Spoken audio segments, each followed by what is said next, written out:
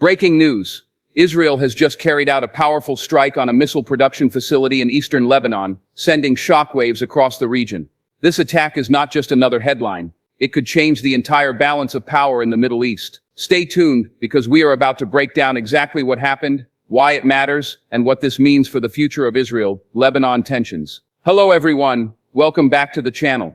Today's story is one of the most significant developments in the Middle East this month. Reports confirm that Israel has launched a targeted airstrike against a missile manufacturing site located in eastern Lebanon. According to early details, the facility was believed to be producing advanced precision-guided missiles potentially capable of striking deep inside Israeli territory. This move is being described by Israeli officials as a preemptive strike meant to neutralize a major threat before it could grow any larger. Lebanon, meanwhile, has strongly condemned the attack, calling it an act of aggression and a violation of sovereignty. The situation is extremely tense, and analysts are already warning that this could escalate into a larger confrontation if either side decides to retaliate further. In today's video, we'll go step by step through what happened, examine expert opinions, and explore the potential consequences for regional security. Grab a seat, because this is going to be a deep dive into the story that everyone is talking about right now. Let's start by looking closely at what happened during the strike itself. According to military sources, the attack took place late at night, minimizing civilian casualties, but maximizing the impact on the targeted facility.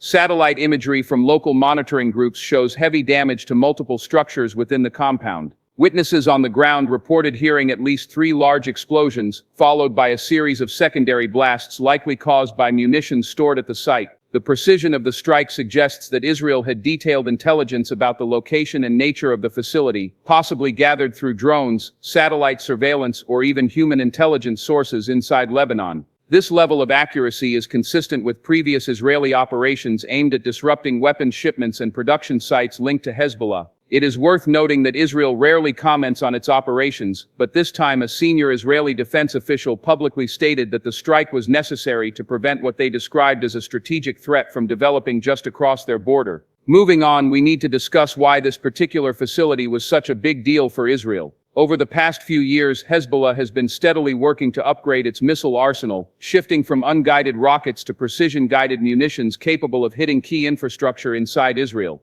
These weapons represent a significant escalation in the threat level, because they can strike military bases, airports, and even power plants with far greater accuracy than older models. Israeli defense doctrine has always emphasized preemptive action when faced with an existential threat, and this appears to be a textbook case of that approach. Experts believe that if Hezbollah had been allowed to mass-produce these missiles, the strategic balance between the two sides would have tilted dramatically, increasing the likelihood of a devastating conflict in the future. By striking now, Israel is trying to maintain its qualitative edge and send a clear message that it will not allow such capabilities to grow unchecked. However, this also raises the risk of retaliation, as Hezbollah has repeatedly stated that any Israeli attack on Lebanese soil would be met with a response. The next important point is the potential political impact of this strike within Lebanon itself. Lebanon is currently going through one of the worst economic crises in its history, with a collapsing currency, widespread poverty, and a government struggling to maintain control. This attack puts Lebanese authorities in a very difficult position.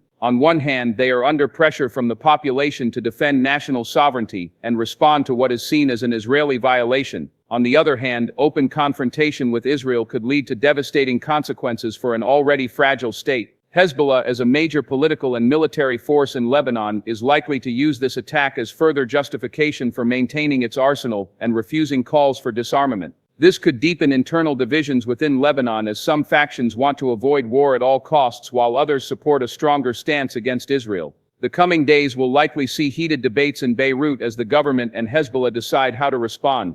International reaction to the strike has also been swift. The United Nations has expressed concern over the escalation and called for restraint on all sides. The United States, a close ally of Israel, has so far refrained from condemning the strike, instead emphasizing Israel's right to defend itself against threats. Meanwhile, Iran, Hezbollah's main backer, has strongly condemned the attack, calling it an act of state terrorism and warning of consequences. This diplomatic tug-of-war highlights the broader regional context of the conflict, where every move is interpreted not just as a local skirmish, but as part of a much larger geopolitical game. Russia and China have also weighed in, criticizing Israel's actions and urging respect for Lebanese sovereignty. These reactions show how an event like this can quickly become an international flashpoint, drawing in multiple global powers and raising the stakes far beyond the immediate battlefield. Now let's talk about the possible military scenarios going forward. If Hezbollah decides to retaliate, it could do so in several ways. By firing rockets into northern Israel, attacking Israeli positions along the border, or even attempting a targeted drone strike. Israel would almost certainly respond forcefully to any such attacks, and this could spiral into a full-blown conflict similar to the 2006 war, which left large parts of Lebanon in ruins. Military analysts say that both sides are preparing for such a scenario, but neither is eager to escalate to that level unless they feel they have no choice. Israel's calculation is that by striking now they are deterring Hezbollah from pursuing its missile program any further. But deterrence is never guaranteed, and there is always a risk that the other side will feel compelled to respond in order to save face. Another dimension we cannot ignore is how this strike might affect Israeli domestic politics. The Israeli government has been under pressure due to security concerns, political rivalries, and public protests over various issues. A successful military operation like this can boost public confidence and rally support around the government, at least in the short term. However, if the situation escalates into a wider war, it could backfire politically by exposing civilians to rocket attacks and creating economic disruption. This is why Israeli leaders must carefully manage both the military and political aspects of this crisis, balancing deterrence with the need to avoid a prolonged conflict. We should also look at how this incident fits into the broader regional picture. The Middle East is currently experiencing multiple overlapping crises, from the war in Gaza to tensions in the Red Sea and ongoing instability in Syria. This Israeli strike could have ripple effects in all these theaters as various actors adjust their strategies based on what just happened. For example, Iran might decide to increase its support for Hezbollah